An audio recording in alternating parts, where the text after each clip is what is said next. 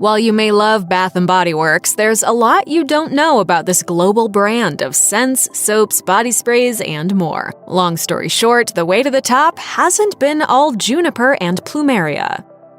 Before the company opened up its flagship store in Cambridge, Massachusetts in 1990, Bath & Body Works products were sold at express clothing stores. For the first year of its existence, the store promoted its brand with green colors and an eco-friendly message that it hoped would set it apart from the competition. But it ended up having the opposite effect when British retailer The Body Shop took notice of the similarities between itself and the new brand on the block, and sued over the perceived similarities between the company's identities and brand design. Within 1 year of Bath & Body Works emerging on the market, The Body Shop filed a lawsuit against Bath & Body Works in 1991. When the British company won the lawsuit, Bath & Body Works was forced to change its brand identity to something more like an American Heartland theme, and even decorating its stores with gingham print and wooden barrels to help seal the deal on the new infringement-free look. They also debuted a recognizable sunburst logo, securing a brand identity that they truly could call their own.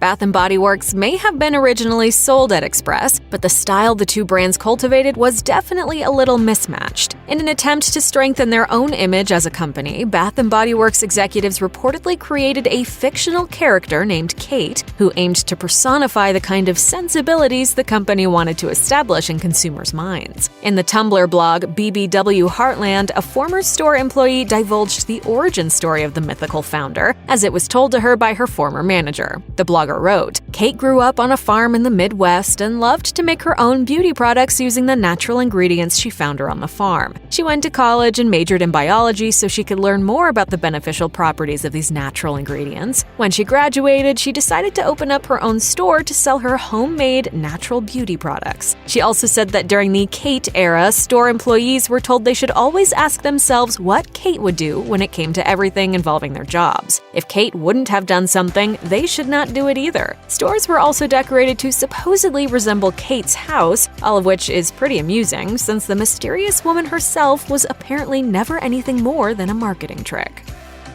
In 2005, Bath & Body Works began to integrate a variety of externally sourced brands at the store. It began with the parent company's acquisition of Slatkin & Company, which was an upscale home fragrance line popular with celebrities including Vera Wang, Elton John, and Princess Diana. 2008 was another big year for Bath & Body Works, with the company beginning to integrate even more outside product lines into the offerings at the store. These offerings were typically high-end cosmetic and skincare products, including brands such as Kudali, Murad, luxury hair care line Frederic Fekkai, as well as body care lines C.O. Bigelow and True Blue Spa. They also included Patricia Wexler's line of skincare products. Ultimately, most of these brands were phased out completely.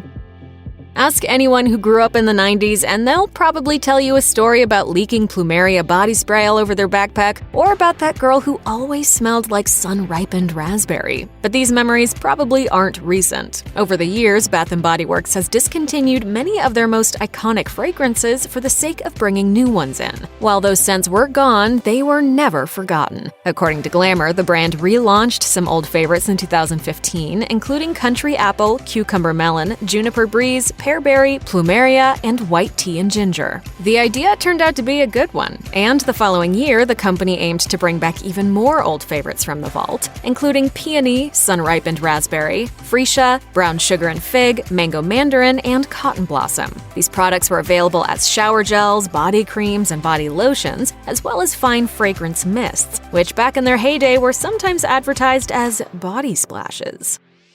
Bath & Body Works guarantees their products 100%, offering full refunds for absolutely every item they sell. However, several former store employees the list spoke with said that many customers have taken advantage of this policy, with some customers even returning completely empty bottles. Gotcha. That sounds good. That's smart. But that can sometimes be the least of the store's problems, according to a former associate who wished to remain anonymous. That associate said, "One woman brought all these nasty used bath poofs in. She wanted to exchange them for new ones because she said she didn't like them." Another former employee who also wished to remain anonymous shared that candles are frequently returned, saying, "People used to come in all the time with a fully burnt candle and say they wanted a refund because they didn't like the scent." Again, I don't see the problem. But not all returns are unethical. Some are downright hilarious. A different former retail employee who also wished to remain anonymous said that some customers just aren't the smartest. They claimed a woman returned some body butter because it didn't taste good on her toast. The cashier had to explain it was lotion, not actual butter. I could see that as a very real possibility. If you have never seen a Bath & Body Works ad on TV, it's for a very specific reason. The company reportedly doesn't think that traditional advertising is the best way to promote their products. Instead of paying out the nose for more usual modes of advertising, the brand chooses to spend its ad budget marketing directly to their customers. Every time someone makes a purchase, their data and contact information is collected. The purpose of this is to send targeted ads via snail mail and email, as well as coupons. Knowing they are getting the best possible price keeps customers coming back to shop, and it also keeps profits up for the company itself. One former employee the list spoke with even divulged that the stores track everything from how many customers they have to how many purchases each customer gets. Anyone who has ever walked into a Bath & Body Works retail location knows the moment that you step through the doors, you will immediately be hit with a distinctive and overwhelming scent, which is basically a combination of every single fragrance the store sells. It can be a lot, even if you're just walking by at the mall. If you've ever wondered how employees deal with the smell, the answer might just surprise you. The list spoke with Malika Holloway, who worked at Bath & Body Works for a year. In her experience, the scent is only overpowering for the first 10 minutes or so. Once you get settled, it goes away. I know plenty of people who won't go near a Bath & Body Works store because they get immediate headaches. I, on the other hand, would cover myself in a scent as soon as I clocked in and then another scent before I left. It's a really personal preference kind of deal. When we spoke with Victoria Cameron, who was employed at the store from 2005 to 2010, she shared that inconsiderate shoppers contributed to the strong smell of the place more than you might think. She said, "It was the worst when customers would spray several of the concentrated room sprays, not caring how strong they are. The combined smells would stick around for hours and give the staff headaches."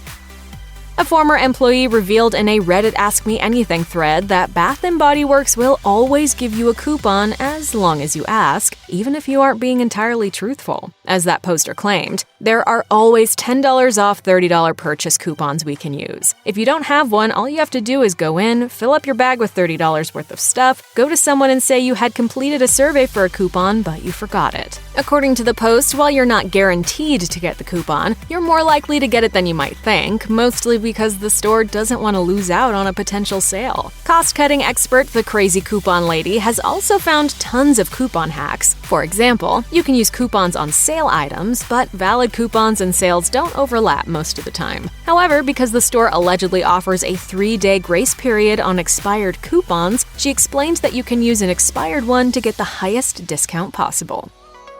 If you're a fan of Bath & Body Works, there's a good chance you have a favorite fragrance, or 3. But did you know that there are some regional patterns when it comes to loving specific scents? Thanks to Refinery29, which took the time to break down how popular 9 Bath & Body Works fragrances are received by state, now you know. Rose is wildly popular in a variety of locales, from several states in the Northeast all the way out to Colorado and Utah. The scent called In the Stars is decidedly well-loved in the Midwest, and Sweet Pea is a big hit in Puerto Rico. Landlocked West Virginia loves At the Beach, while Wyoming has a sweet spot for pink passion fruit and banana flower. Think some folks might be in need of a tropical vacation? That may also be the case for fans of black coconut sands, which is big in Montana, Idaho, and Oregon. Additionally, 1,000 Wishes is loved from east to west, and 1 in a Million is popular all over the place. Where does your favorite scent reign?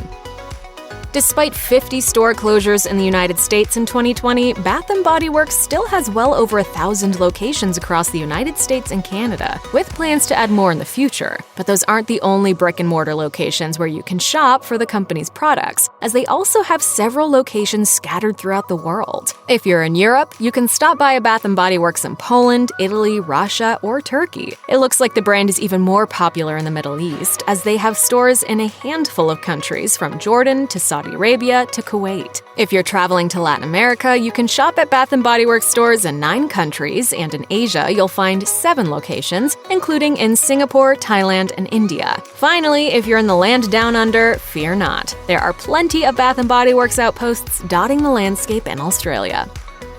With all that's been going on in the world in 2020, some storied retailers like Neiman Marcus, J.Crew, and JCPenney have had to file for bankruptcy. Other brands have had to shutter their stores entirely as part of the process, which was the case for Pier 1 Imports. With shifting priorities and the rise of online shopping, the way the market operates has changed drastically from what it was only a couple decades ago. Long story short, we're definitely not killing time hanging out at the mall anymore. But as far as Bath & Body Works is concerned, the future is looking bright. And obviously smelling like flowers and sunshine, thanks to a little bit of savvy and a sprinkling of luck. For as long as self-care is in style, the brand will always have a willing market ready to purchase the fragrances that help them relax and unwind. And with a never-ending supply of new products being debuted on their website, it's clear the retailer has no plans to slow down anytime soon.